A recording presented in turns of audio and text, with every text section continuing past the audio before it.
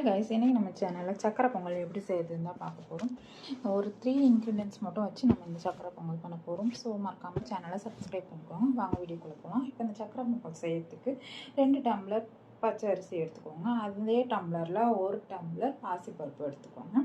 So இந்த பச்சை அரிசியை நம்ம தண்ணி ஊற்றி ஊற வச்சிடணும். இந்த பாசிப்பருப்பை ஒரு கடாய் வச்சு நல்லா கோல்டன் ப்ரௌன் வர வரைக்கும் நல்லா வறுத்துக்கணும். ஸோ இப்போ அதுக்கப்புறமா நமக்கு பொங்கல் செய்யறதுக்கான பாத்திரத்தில் தண்ணி ஊற்றி கொதிக்க வச்சுருங்க. இப்போ நம்ம வறுத்த அந்த பாசிப்பயிரை எடுத்து நம்ம நல்லா வாஷ் பண்ணி கொதிக்கிற தண்ணியில் போட்டுடணும். இப்போ பருப்பு ஒரு கால்வாசி வெந்ததுக்கப்புறம் அங்கேயே நம்ம ஊற வச்சுருக்க அரிசியும் நல்லா வாஷ் பண்ணி அந்த பருப்போடு ஆட் பண்ணி நல்லா ரெண்டும் ஒன்று சேர கலந்து வெந்து வர மாதிரி நம்ம வெந்து வர வரைக்கும் வெயிட் பண்ணணும். ஸோ இப்போ அது வெந்து வந்ததுக்கப்புறம் நம்ம ஆல்ரெடி பொடிச்சு வச்சுருக்க வெல்லத்தையும் அதில் ஆட் பண்ணி நல்லா கிண்டி விடணும். ஸோ தட் இந்த சூட்லேயே வந்து நீங்கள் வெல்லம் வந்து உருகி அதுலேயே இது வரும். பாத்திரம் வந்து நாங்கள் சின்னதாக எடுத்துக்கிட்டோம். கொஞ்சம் அளவுக்கு ஏற்ற மாதிரி கொஞ்சம் பெரிய சைஸ் பாத்திரமாக யூஸ் பண்ணிக்கோங்க.